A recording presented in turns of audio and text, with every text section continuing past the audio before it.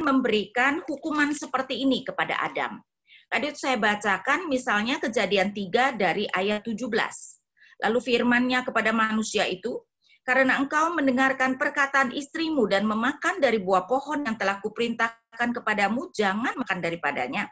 Maka terkutuklah tanah karena engkau. Dengan bersusah payah engkau akan mencari rezekimu dari tanah seumur hidupmu. Semak duri dan rumput duri yang akan dihasilkan bagimu, dan tumbuh-tumbuhan di padang akan menjadi makananmu. Dengan berpeluh engkau akan mencari makananmu, sampai engkau kembali lagi menjadi tanah, dan dari situlah engkau diambil, engkau debu dan kau akan kembali menjadi debu. Ya, sehingga kita melihat bahwa hukuman Tuhan terutama kepada manusia, kepada Adam, adalah mereka akan bekerja dengan susah payah dan pada akhirnya akan meninggal. Karena itu ketika kita melihat ya Adam dan Hawa, keturunannya itu kemudian dibagi menjadi dua silsilah.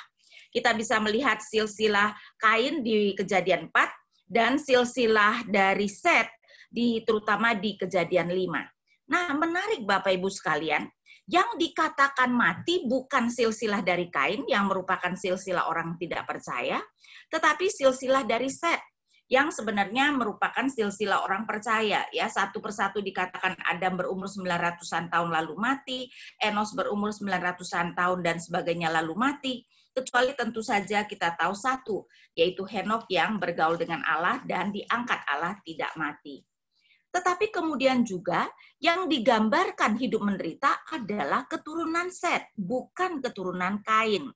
Karena itu kalau saya bacakan Kejadian 5 ayat 28 dan 29, setelah Lameh hidup 182 tahun, ia memperanakkan seorang anak laki-laki dan memberi nama Nuh kepadanya, katanya, anak ini akan memberi kepada kita penghiburan dalam pekerjaan kita yang penuh susah payah di tanah yang telah terkutuk oleh Tuhan. Dan Lameh masih hidup 595 tahun setelah ia memperanakkan Nuh. Tapi perhatikan, Lameh memberikan nama kepada Nuh adalah anak ini akan memberi kepada kita penghiburan dalam pekerjaan kita yang penuh susah payah di tanah yang telah terkutuk oleh Tuhan.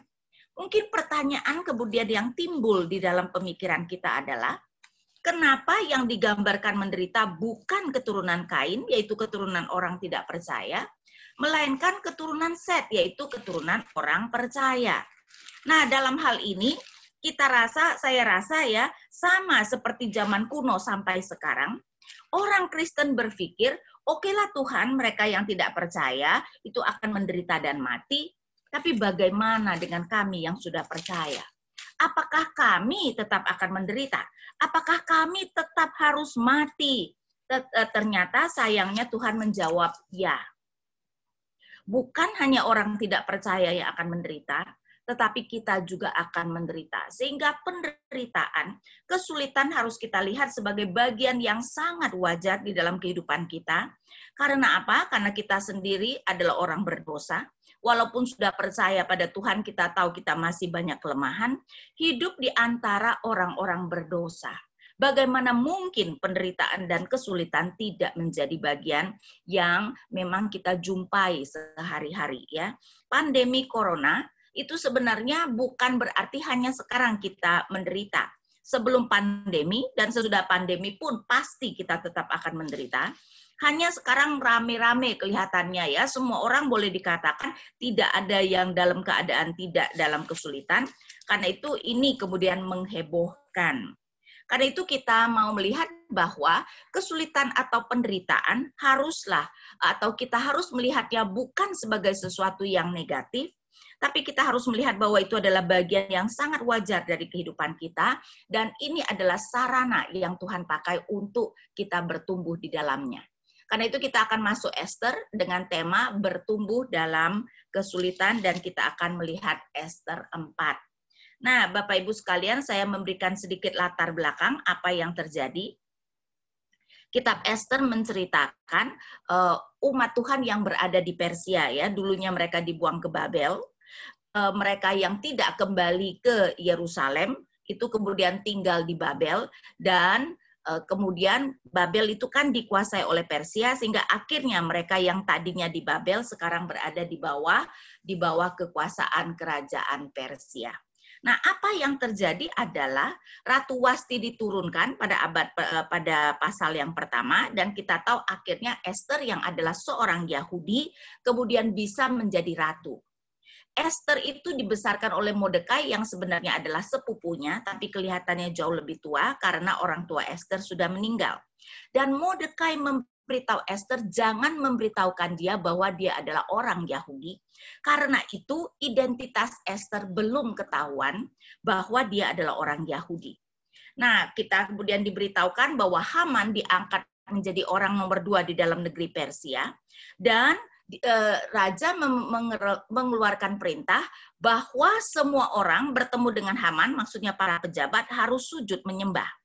Mordekai kelihatannya adalah seorang pejabat, ya, mungkin Esther kemudian mengangkat dia menjadi pejabat walaupun bukan pejabat tinggi. Karena itu dia selalu duduk di pintu gerbang istana. Dan ketika Haman kalau datang ke istana pasti lewat, seharusnya semuanya bersujud, tapi Mordekai tidak mau bersujud. Haman yang kemudian mengetahui Mordekai adalah orang Yahudi menjadi sangat marah, dan karena itu meminta izin kepada Raja Ahasiweros untuk membunuh semua orang Yahudi. Nah, dalam hal inilah kita sekarang masuk kepada Esther 4. Karena itu kita melihat pertama-tama kebutuhan yang mendesak, ya.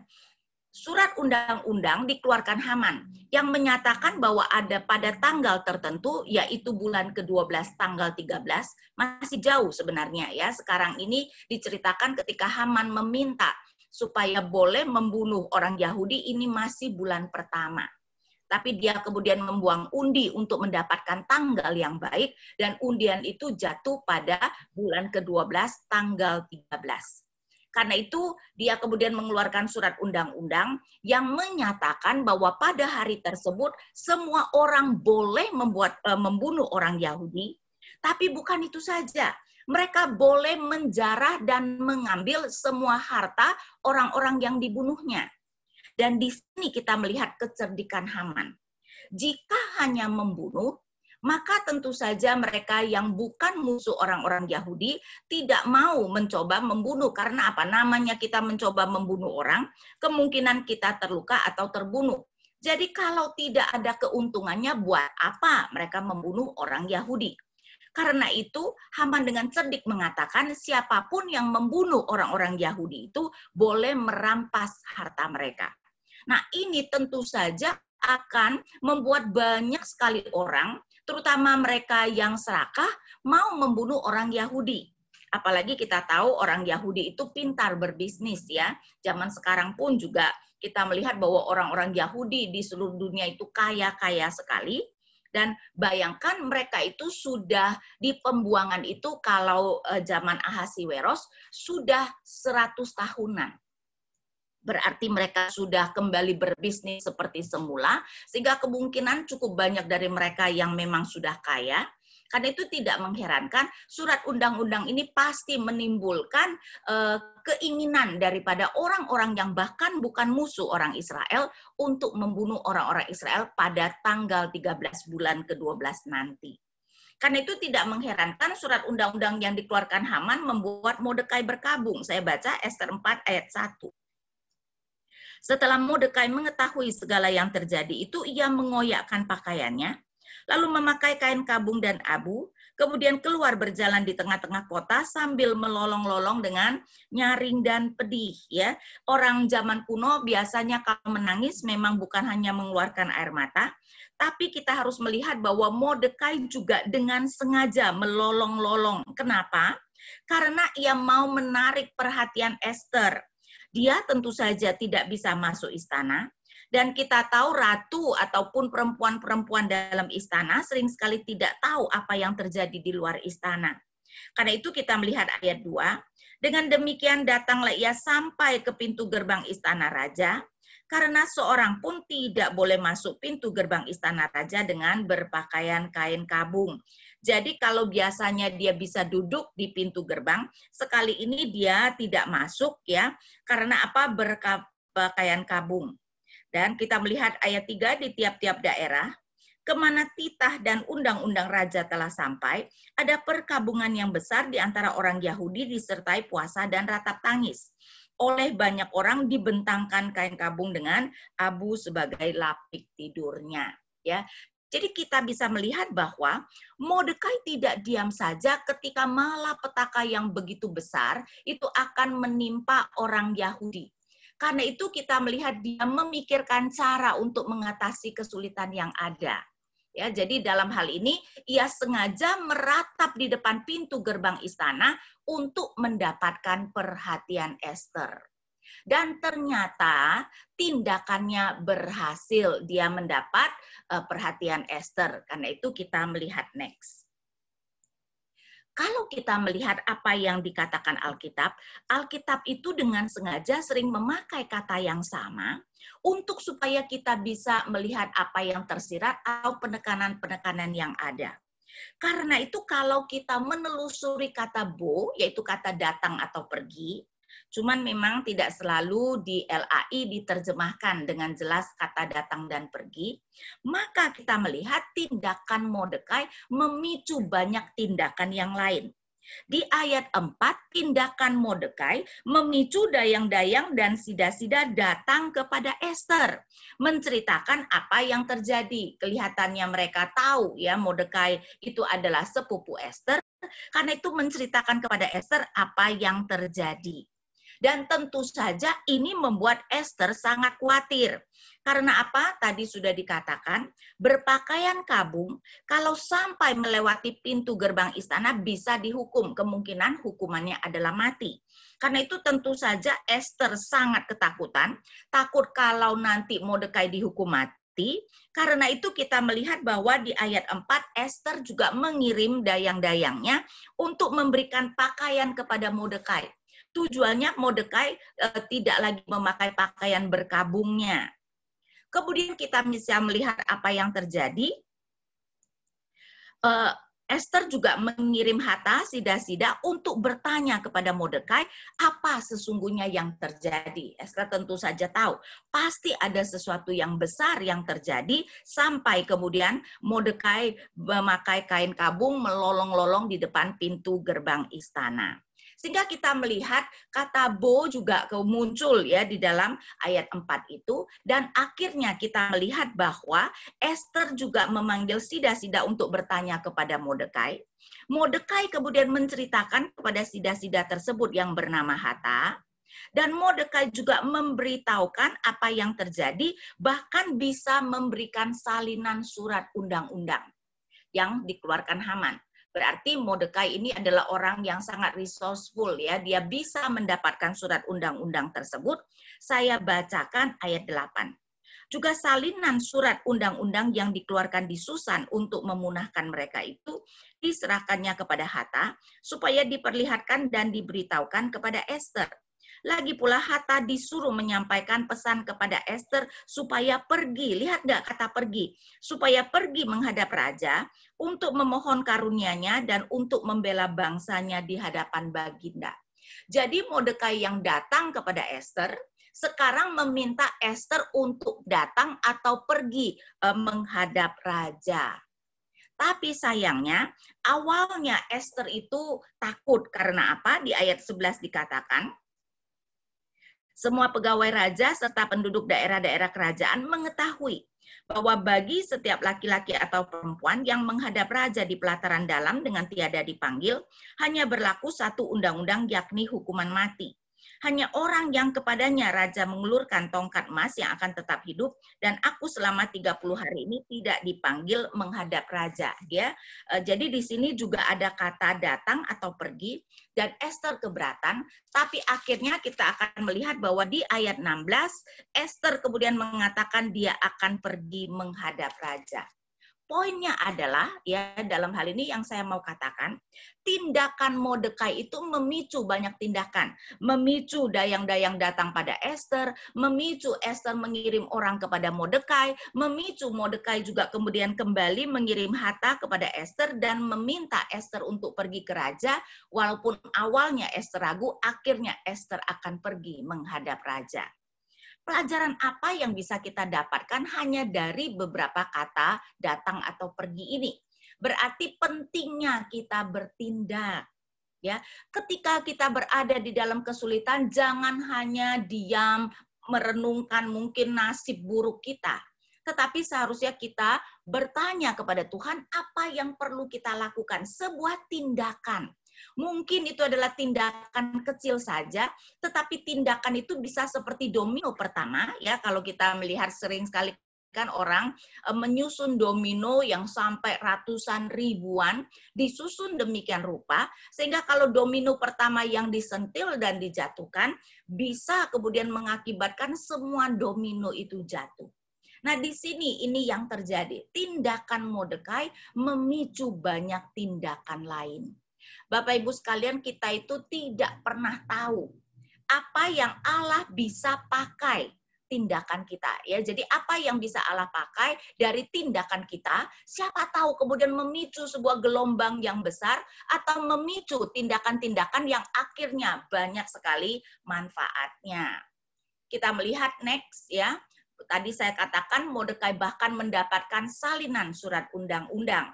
Dan memang sekarang intinya adalah, saya bacakan lagi ayat 8, juga salinan surat undang-undang yang dikeluarkan di Susan untuk memunahkan mereka itu diserahkannya kepada Hatta, supaya diperlihatkan dan diberitahukan kepada Ester.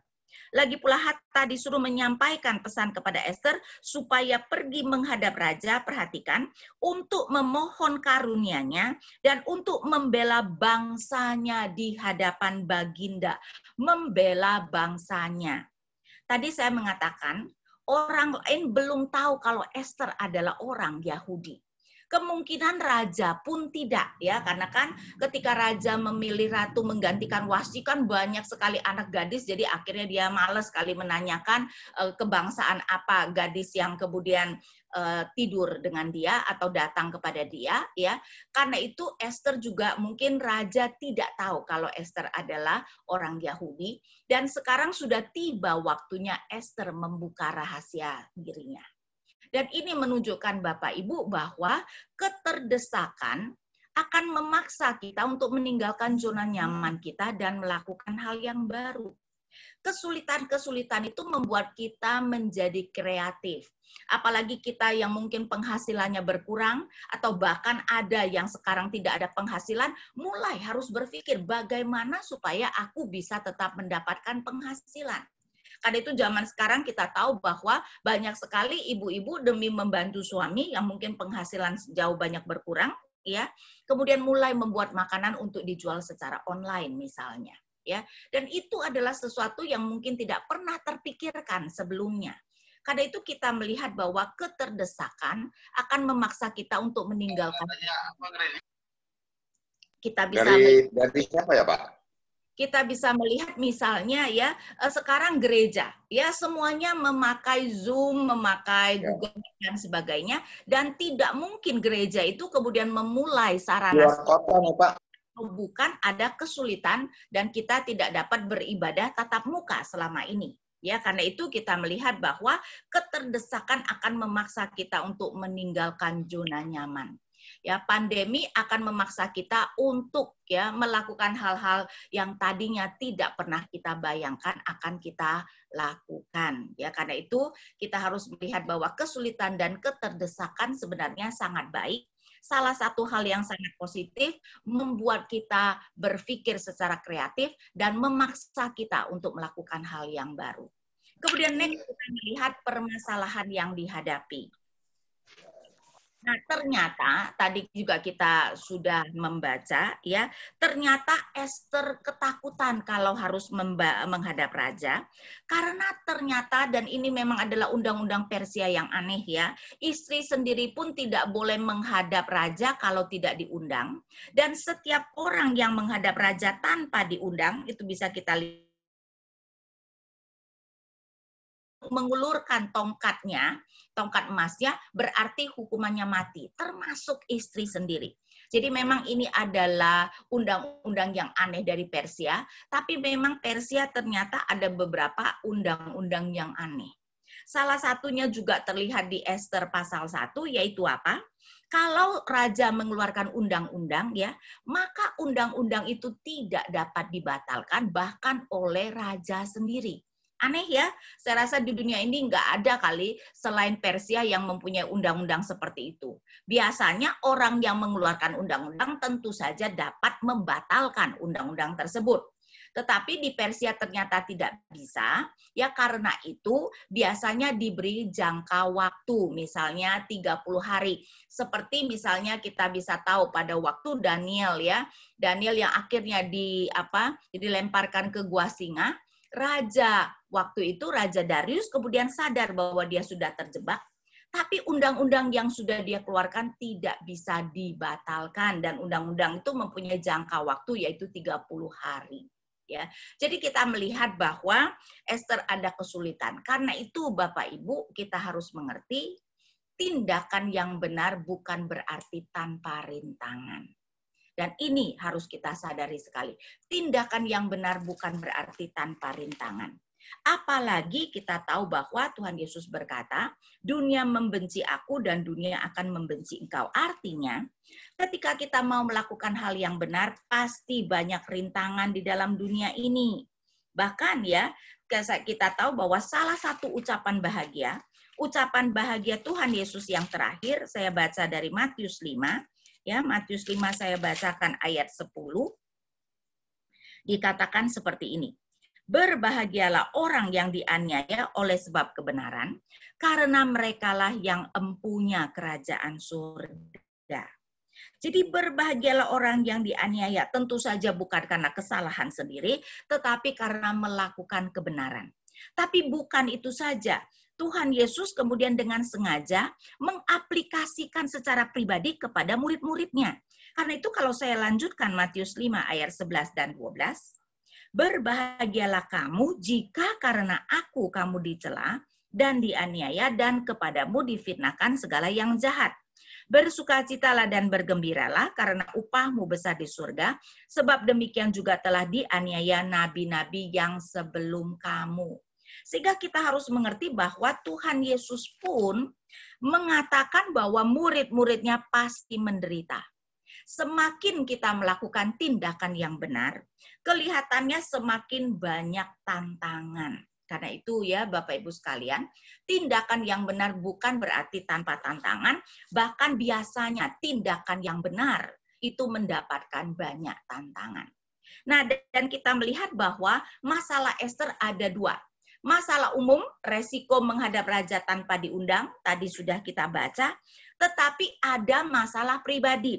Ternyata kalau kita melihat bagian akhir dari ayat 11, Esther berkata, dan aku selama 30 hari ini tidak dipanggil menghadap raja. Nah, kalau kita baca apa yang terjadi, ya, Esther itu menjadi ratu pada tahun ke-7 pemerintahan Ahasiweros. Kalau saya bacakan misalnya pasal 2 ayat 16, demikianlah Esther dibawa masuk menghadap Raja Ahasiweros ke dalam istananya pada bulan yang ke-10, yakni bulan Tebet pada tahun yang ke-7 dalam pemerintahan Baginda. Maka Esther dikasihi oleh Baginda lebih daripada semua perempuan lain, dan ia beroleh sayang dan kasih Baginda lebih daripada semua anak darah lain, sehingga Baginda mengenakan mahkota kerajaan ke atas kepalanya dan mengangkat dia menjadi ratu ganti Wasti. Ya, jadi kita melihat bahwa itu terjadi pada tahun ke-7 Ahasiweros. Sedangkan undang-undang atau rencana Haman untuk membunuh semua orang Yahudi adalah pada tahun ke-12.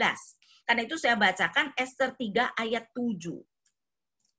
Dalam bulan pertama, yakni bulan Nisan, dalam tahun yang ke-12 zaman Ahasiweros, orang membuang pur, yakni undi di depan Haman, hari demi hari dan bulan demi bulan, sampai jatuh pada bulan yang ke-12, yakni bulan Adar. Jadi Haman membuang undi itu pada tahun ke-12, walaupun bulan pertama. Ya, Esther pada tahun ke-7, bulan ke-10. Berarti kita berbicara tentang kira-kira sudah 4 tahun 3 bulan Esther menjadi ratu. Kan itu masuk akal kalau sekarang raja itu sudah tidak sering datang pada Esther ya. Jadi sudah 4 tahunan ya, sudah mungkin rada bosen. Kita tahu kan raja itu banyak sekali istri dan gundiknya. Karena itu sekarang Ester sudah 30 hari tidak dipanggil raja. Karena itu Ester menjadi khawatir. Ya, jadi ini adalah permasalahan yang dihadapi dan tentu saja permasalahan yang cukup besar. Karena kita berbicara tentang hidup dan mati. Tetapi Mordekai kemudian mengatakan seperti itu, karena itu saya lanjutkan dari ayat 12. Ketika disampaikan orang perkataan Ester kepada Mordekai, maka Mordekai menyuruh menyampaikan jawab ini kepada Ester. Jangan kira karena engkau di dalam istana raja, hanya engkau yang akan terluput dari antara semua orang Yahudi. Perhatikan ayat 14. Sebab sekalipun engkau pada saat ini berdiam diri saja, bagi orang Yahudi akan timbul juga pertolongan dan kelepasan dari pihak lain. Saya yakin pihak lain yang Mordekai maksudkan adalah Allah. Dia yakin sekali kalaupun Ester tidak mau mengambil bagian, Allah itu akan menolong mereka. Tapi di satu pihak dia yakin bahwa ada rencana Allah kenapa Ester sampai menjadi ratu. Dan dia mau Ester memikirkannya. Karena itu dia berkata, ya, dan kau dengan kaum keluargamu akan binasa. Kemudian siapa tahu, mungkin justru untuk saat yang seperti ini engkau beroleh kedudukan sebagai ratu. Jadi pada dasarnya Mordekai mau meminta Ester memikirkan. Ester coba pikirkan, kira-kira kenapa Tuhan menjadikan kamu sebagai ratu? Tidak mungkin kan hanya supaya kamu menikmati hidup sebagai ratu.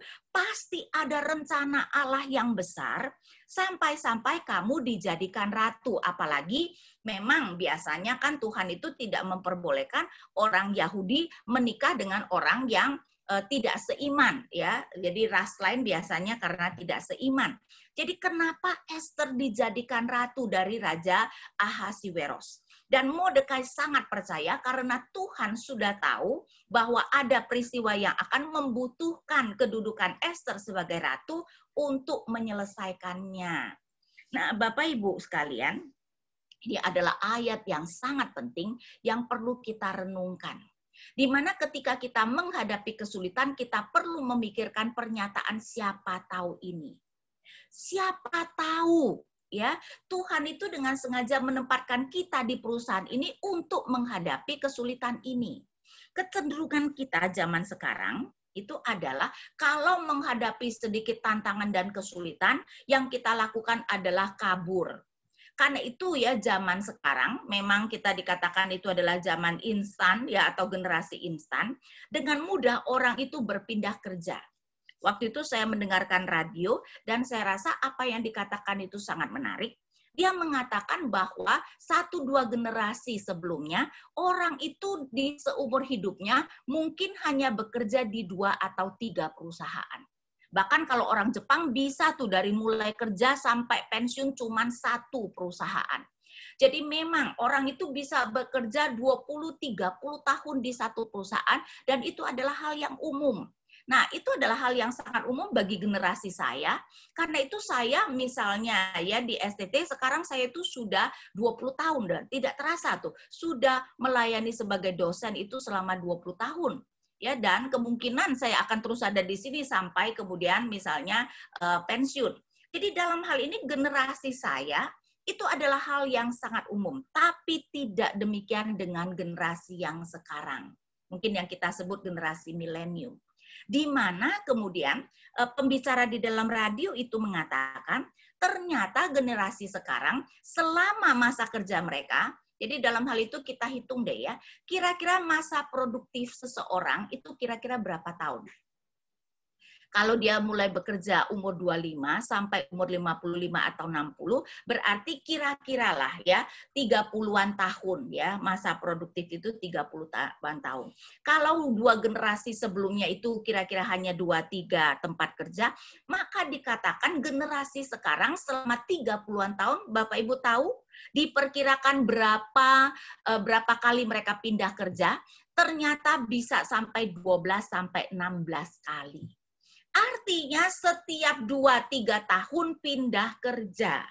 Dan itu adalah realita yang kita bisa tahu ya. Bapak Ibu mungkin kalau misalnya ada di perusahaan, coba berapa banyak pegawai-pegawai Bapak Ibu yang setiap tahun, setiap 2-3 tahun kemudian berhenti. ini bahkan masuk dalam gereja, ya, sehingga hamba-hamba Tuhan sekarang berhenti dalam waktu yang singkat, ya, 3 tahun, 5 tahun kemudian sudah pindah gereja. Itu juga merupakan hal yang wajar yang tidak kita temui mungkin kira-kira 1-2 generasi yang sebelumnya. Ya, sehingga kita melihat kita, terutama generasi ini, harus belajar untuk bertanya siapa tahu. Jangan langsung melarikan diri ketika ada kesulitan. Siapa tahu Tuhan itu menempatkan kita supaya kita bisa menghadapi kesulitan ini.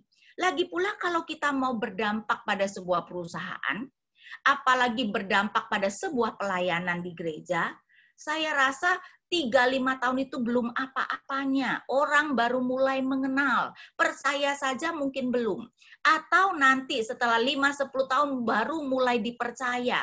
Sehingga setelah itu baru kita bisa berdampak secara efektif, ya. Karena itu kita melihat kata siapa tahu itu adalah sebuah ungkapan yang sangat baik untuk kita gumulkan. Nah, Mordekai menunjukkan sebenarnya dia percaya sekali Tuhan yang kemudian akan memakai Ester. Karena itu kita melihat next. Nah, kata tahu, bahasa Ibrani-nya kata yada, muncul berkali-kali dalam keseluruhan pasal 4 ini. Karena itu kita melihat, nah, Bapak Ibu sekalian, penulis Alkitab sering sekali menulis itu dengan sangat canggih. Karena itu dengan kita melihat kata-kata yang diulang, kita itu bisa mendapatkan insight-insight yang lebih dalam atau kata-kata yang tersirat atau hal-hal yang tersirat yang mau diungkapkan kepada kita. Karena itu coba kita melihat kata tahu, ya. Ada hal yang sudah kita ketahui, muncul 2 kali di pasal 4 ini, ayat 1. Setelah Mordekai mengetahui segala yang terjadi, ya, mengetahui tentang undang-undang yang dikeluarkan Haman. Ayat 11, semua pegawai raja serta penduduk daerah-daerah kerajaan mengetahui bahwa bagi setiap laki-laki atau perempuan yang menghadap raja dengan tidak dipanggil bisa dihukum mati. Nah, itu adalah hal-hal yang sudah kita ketahui. Ada hal-hal yang belum kita ketahui, tapi dengan mudah kita dapat cari tahu. Seperti ayat 5.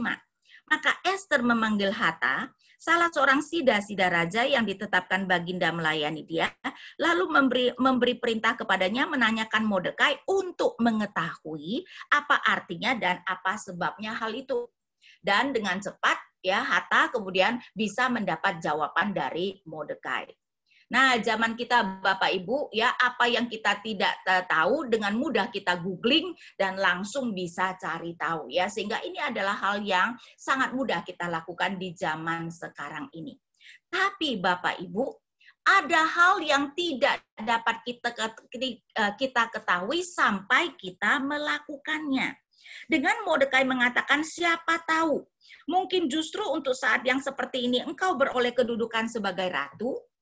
Ester tidak mungkin tahu bahwa benar-benar Tuhan memang mendudukan dia sebagai ratu untuk mengatasi masalah ini sampai apa? Sampai dia berani bertindak. Karena itu ini adalah sesuatu yang sangat menarik, perlu dibutuhkan. Yaitu ada hal yang tidak dapat kita ketahui sampai kita melakukannya. Nah, kita orang Kristen, sebenarnya banyak sekali kita orang Kristen yang tidak menjalankan kehidupan itu dengan penuh kemenangan. Padahal kita punya Roh Kudus, padahal Tuhan menyertai, tapi kok sepertinya kehidupan kita sama seperti orang tidak percaya. Tidak melihat penyertaan Tuhan yang kalau di dalam Alkitab dikatakan begitu wahnya. Yang penyertaan Tuhan yang dapat dilakukan kepada pribadi-pribadi.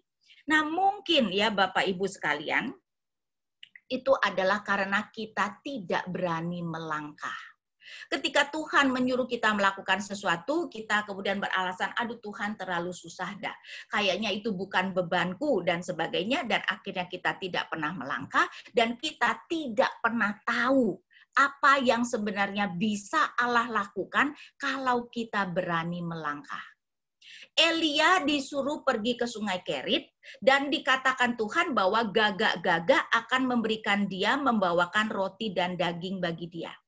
Bapak Ibu, Elia tidak mungkin melihat gagak membawa roti dan daging kepada dia kalau dia tidak melangkah pergi ke Sungai Kerit.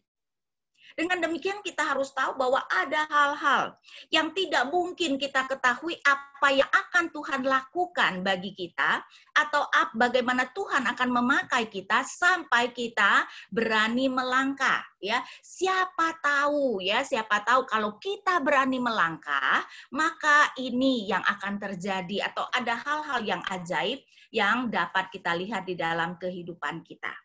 Dan ternyata apa yang dikatakan Mordekai kemudian membuat Esther mengerti, karena itu kita melihat Esther membuat keputusan yang bulat, ya, ayat 15 dan 16.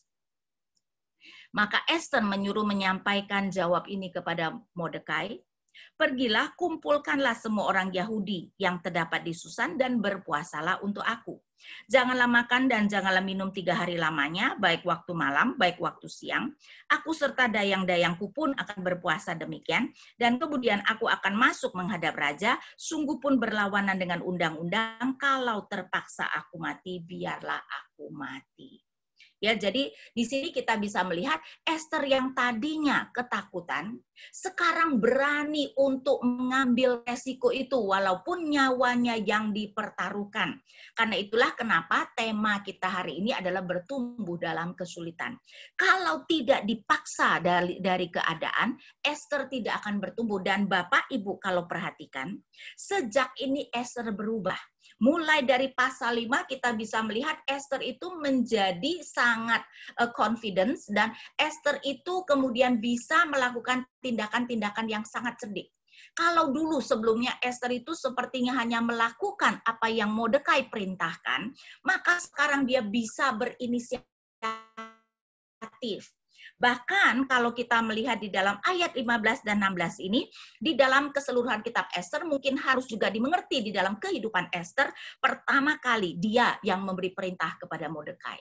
Selama ini dia selalu mengikuti apa yang Mordekai katakan, dan memang di satu pihak di sini dia masih mengikuti Mordekai, tapi sekarang dia berani meminta Mordekai untuk mengumpulkan semua orang Yahudi dan berpuasa untuk dia. Kadang-kadang ada orang yang mengatakan, tapi ini tidak benar tuh, berpuasa tidak dikatakan berdoa. Nah, dalam hal ini ya Bapak Ibu sekalian, saya mau supaya kita mengerti, orang Yahudi mengerti kalau berpuasa pasti mereka juga merendahkan diri di hadapan Tuhan, berdoa. Karena kata yang diterjemahkan berpuasa sebenarnya artinya merendahkan diri di hadapan Tuhan. Saya tunjukkan ya. Nah, orang Yahudi sebenarnya di dalam Taurat Musa hanya ada 1 hari mereka wajib berpuasa, yaitu Hari Raya Pendamaian. Saya bacakan Imamat 16 ayat 29, Imamat 16 ayat 29.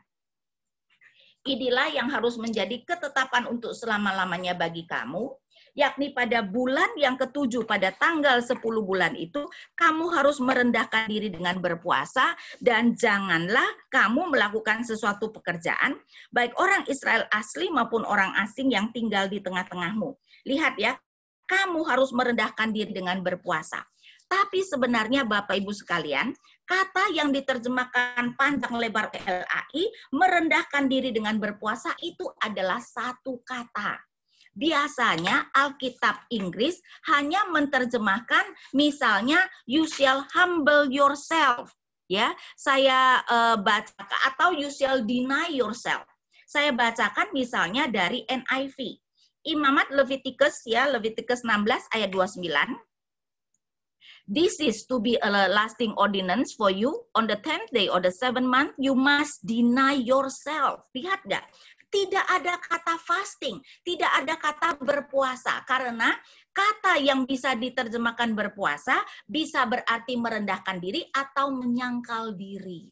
Jadi arti puasa sebenarnya adalah merendahkan diri atau menyangkal diri. Karena itu orang Yahudi mengerti kalau berpuasa mereka juga pasti banyak berdoa. Ya, dan kalau kita Bapak Ibu sekalian ya, kalau sampai mau berpuasa jangan cuman tidak makan. Karena kalau cuma tidak makan itu namanya diet, bukan puasa.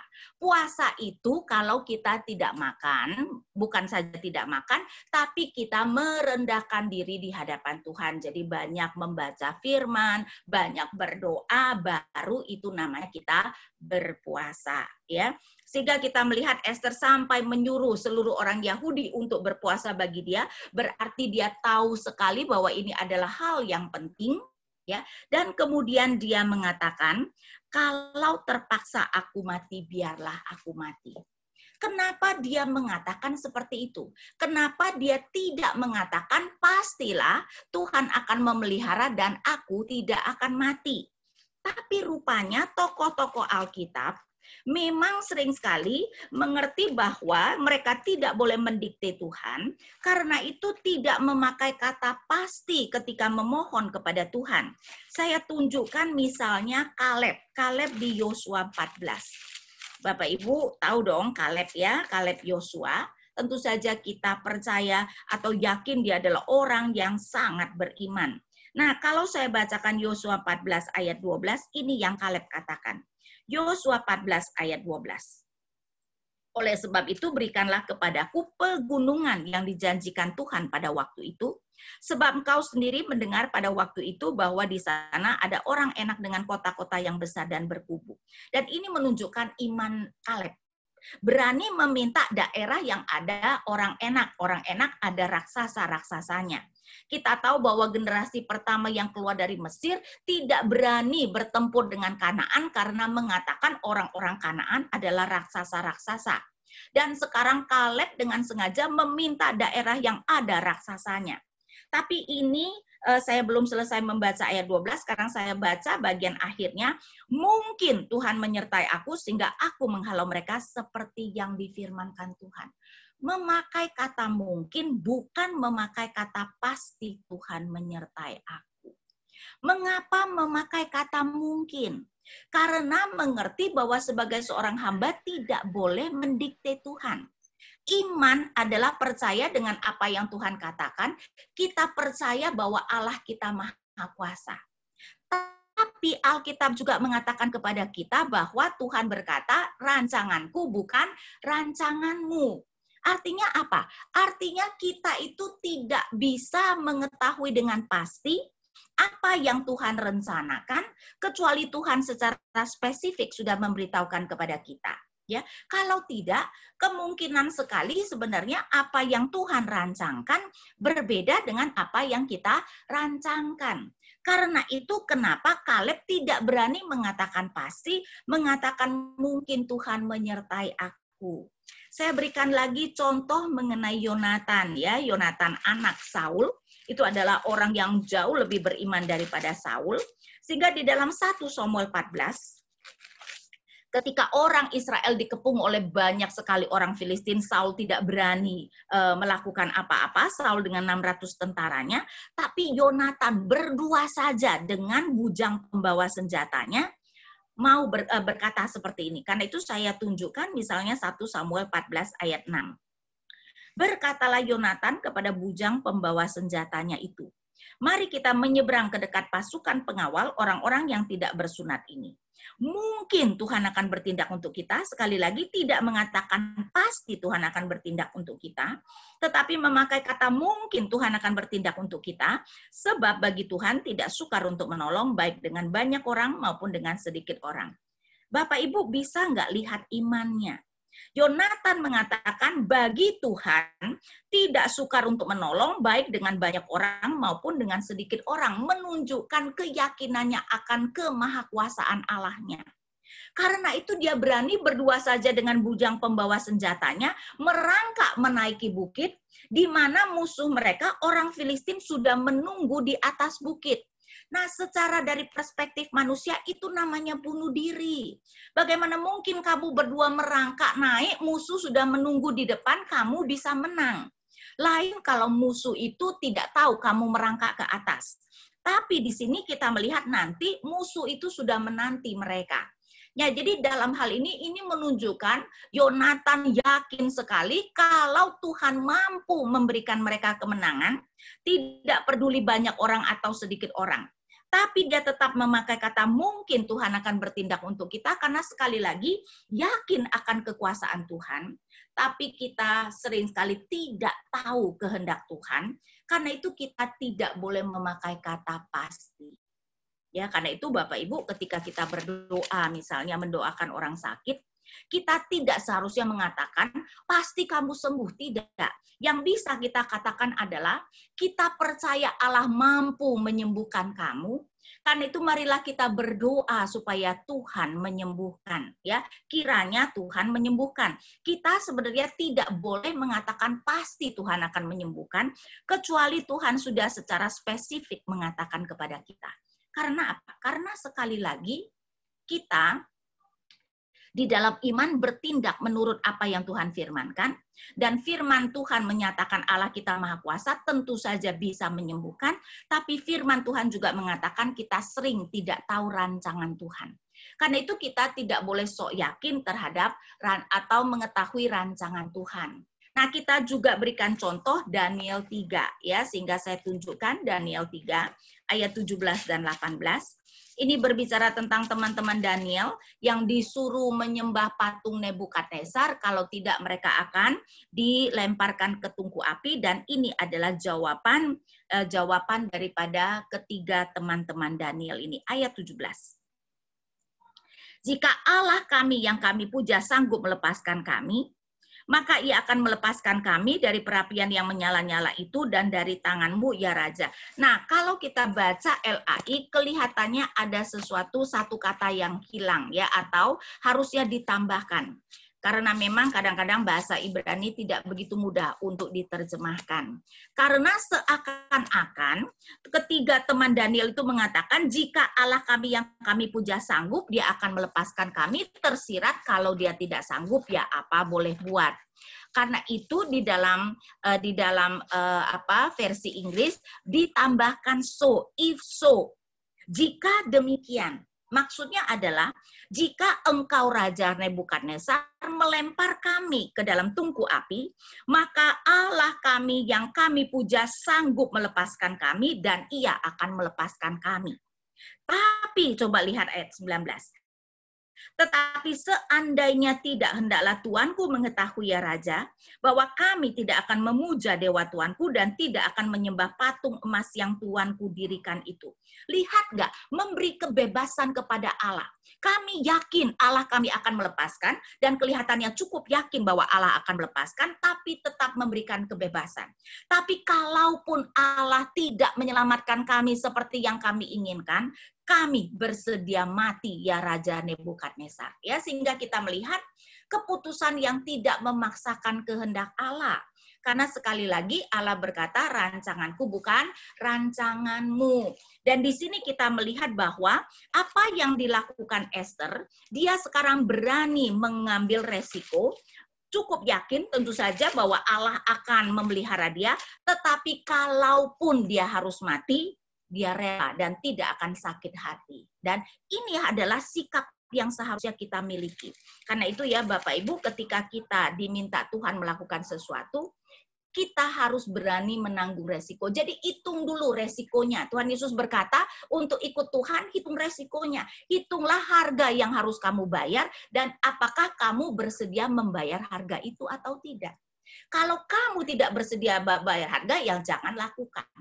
Karena itu ketika kita disuruh, katakanlah disuruh melakukan itu, kita tahu misalnya menginjili, kita tahu misalnya di daerah yang tidak boleh kita lakukan penginjilan, ada kemungkinan kita di penjara. Nah, berani tidak? Perhitungkan, kalau sampai aku di penjara, apakah aku bersedia?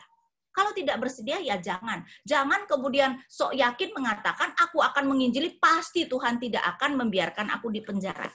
Bapak Ibu, berapa banyak ya hamba-hamba Tuhan yang setia di penjara, bahkan mati martir. Karena itu kita harus melihat bahwa kita itu tidak tahu apa yang akan terjadi, karena itu kita harus bersedia menerima misalnya resiko yang terburuk. Baru ketika kita melakukannya berarti kita berani. Dan ini yang Esther lakukan. Dia berani mengambil resiko, kalaupun terpaksa aku mati, biarlah aku mati. Nah, di sini kita bisa melihat ada pepatah yang menarik. Courage does not mean absence of fear, but in spite of fear. Keberanian itu bukan berarti tanpa rasa takut, tetapi walaupun kita tetap takut, kita tetap melakukannya. Itulah keberanian. Itulah courage, dan kita melihat Esther kemudian memiliki courage yang sangat luar biasa. Dia berani mengambil resiko itu, ya, menghadap raja walaupun resikonya adalah mati. Jadi dalam hal ini bukan keputusasaan, ini malahan adalah iman yang percaya akan kedaulatan Tuhan, percaya akan kemahakuasaan Tuhan, tetapi tahu bahwa sebagai seorang hamba kita tidak boleh mendikte Tuhan. Kita yang harus mengikuti apa yang Tuhan mau, dan bukan kemudian membuat Tuhan mengikuti apa yang kita kehendaki. Karena itu kita melihat Esther bertumbuh dari takut mati menjadi berani mengambil resiko. Kalaupun dia harus mati, dia akan mati. Gara-gara apa? Gara-gara mereka mengalami kesulitan, dan Mordekai mendorong Esther untuk memikirkan, ya, siapa tahu untuk kedudukan ratu inilah yang Tuhan mau pakai supaya dia bisa menolong bangsanya dari kesulitan tersebut, ya. Karena itu kita melihat bahwa Esther akhirnya bertumbuh. Dan Esther kemudian memberi perintah supaya semua orang Yahudi berpuasa. Sekali lagi, ini pertama kali Esther yang memberi perintah kepada Mordekai. Sehingga kita bisa mengatakan Esther bertumbuh melalui kesulitan yang dialami. Dan saya percaya semua kita bisa bertumbuh. Karena saya percaya sekali, ya Bapak Ibu sekalian, ya, Allah memberikan ujian tujuannya adalah supaya kita naik kelas. Allah itu memberi kesulitan dan ujian tujuannya bukan supaya kita jatuh. Mungkin iblis yang bertujuan kita jatuh, tetapi tujuan Allah selalu kita naik kelas. Karena itu kesulitan-kesulitan adalah sarana yang sangat baik, di mana kita seharusnya melihat, wah berarti ini waktunya untuk ujian, ini waktunya untuk naik kelas. Kita tahu, anak kecil saja tahu untuk naik kelas harus ada ujian. Nah, sekarang untuk naik kelas dalam sekolah aja harus ada ujian. Masa kalau naik kelas dalam iman tidak perlu ujian? Untuk kita bertumbuh di dalam iman pasti juga harus ada ujian. Ya, karena itu mari kita melihat kesulitan dari perspektif yang jauh lebih positif. Karena itu kita melihat pelajaran apa yang bisa kita pelajari dari Esther 4 ini. Kita melihat next, ya. Jadi kesulitan memaksa kita untuk meninggalkan zona nyaman kita. Hal-hal yang tadinya tidak berani kita lakukan, sekarang kita mulai memikirkannya, bergumul di dalamnya, dan moga-moga kita kemudian berani untuk melakukan apa yang kita percaya sebagai apa yang seharusnya kita lakukan. Ya, jadi kesulitan memang memaksa kita untuk meninggalkan zona nyaman kita. Dan sering sekali ketika kita berani meninggalkan zona nyaman kita, Tuhan kemudian akan membuka peluang-peluang, membuka pengalaman-pengalaman yang tadinya tidak pernah kita alami. Dan kita kemudian bisa lebih melihat penyertaan Tuhan yang semakin nyata di dalam kehidupan kita. Karena itu kita harus melihat bahwa kesulitan sering merupakan kesempatan bagi kita untuk bertumbuh dan melakukan hal yang besar. Bapak Ibu coba pikirkan, ya, tokoh-tokoh yang Tuhan mau pakai secara luar biasa, Tuhan berikan kesulitan. Karena di dalam kesulitan itulah Tuhan mengasah mereka. Musa bukan saja dia dibina 40 tahun di Mesir, tetapi kemudian dibina 40 tahun di padang gurun di Midian. Baru kemudian Tuhan pakai. Daniel mungkin dari remaja dibuang ke Babel. Dan di sanalah dia kemudian dilatih untuk menjadi orang bijaksana, sehingga akhirnya dia menjadi orang yang sangat dipakai di negara Babel, kerajaan Babel, maupun nanti di Persia. Bayangkan, padahal dia adalah orang Yahudi yang dibuang.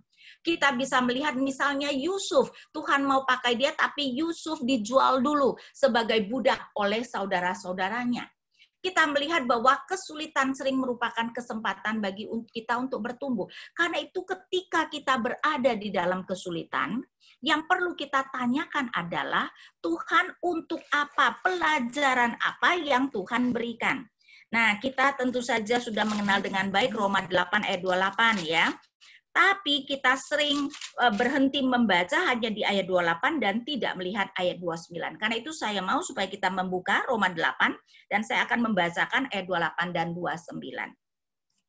Kita tahu sekarang bahwa Allah turut bekerja dalam segala sesuatu untuk mendatangkan kebaikan bagi mereka yang mengasihi Dia, yaitu bagi mereka yang terpanggil sesuai dengan rencana Allah. Berarti segalanya, baik yang positif maupun yang sulit, itu adalah kebaikan untuk kebaikan kita yang mengasihi Dia. Bukan kebaikan semua orang, tapi kebaikan orang yang mengasihi Tuhan. Tapi kemudian perhatikan ayat 29. Sebab semua orang yang dipilihnya dari semula, mereka juga ditentukannya dari semula untuk menjadi serupa dengan gambaran anaknya, supaya anaknya itu menjadi yang sulung di antara banyak saudara. Rupanya semua kesulitan itu untuk kebaikan kita dan secara lebih khusus yaitu apa? Membentuk kita menjadi semakin serupa dengan Kristus. Jadi Bapak Ibu sekalian, kita harus melihat bahwa kesulitan-kesulitan ini adalah sarana Allah membentuk kita menjadi semakin serupa Kristus. Karena memang ya kalau saya mengatakan dalam kesulitanlah kita kemudian benar-benar tahu siapa diri kita. Ya, warna asli kita kelihatan, ketidaksabaran kita, keegoisan kita, itu semua terlihat atau lebih terlihat ketika kita dalam kesulitan. Sehingga ketika kita mulai menyadari, aduh ternyata aku tuh egois seperti ini ya, ternyata aku itu tidak pernah peduli ketika orang lain mengalami kesulitan, dan kalau aku mengalami kesulitan, aku kerjanya cuma mengasihani diri sendiri. Akhirnya kita lebih tahu siapa diri kita dan dengan demikian mungkin lebih mau meminta Tuhan untuk bisa mengubah diri kita. Ya, sehingga kita pun kemudian menjadi semakin serupa Kristus. Karena itu jangan lari dari kesulitan. Siapa tahu kesulitan ini adalah kesempatan yang Tuhan berikan untuk menumbuhkan kita. Ya, karena itu siapa tahu itu adalah mungkin ungkapan yang perlu terus kita tanyakan. Situasi ini siapa tahu karena inilah Tuhan menempatkan kita di sini dan mulai berpikir, kalau begitu ya, apa yang Tuhan mau aku lakukan? Ya, sehingga seperti Esther kita juga bisa bertumbuh dalam kesulitan. Oke, sekarang saya berikan kembalikan kepada panitia. Ya, terima kasih banyak Bu Inawati atas firman Tuhan yang sangat menguatkan kita semua. Selanjutnya kita buka sesi tanya jawab. Mungkin kita bisa mulai dengan pertanyaan dari Pak Yahya. Selamat siang, pagi Bu Ina. Saya mau ajarkan 2 pertanyaan ya. Ya. Mengapa nama Tuhan tidak pernah disebut dalam kitab Esther itu? Ya. Lalu kedua,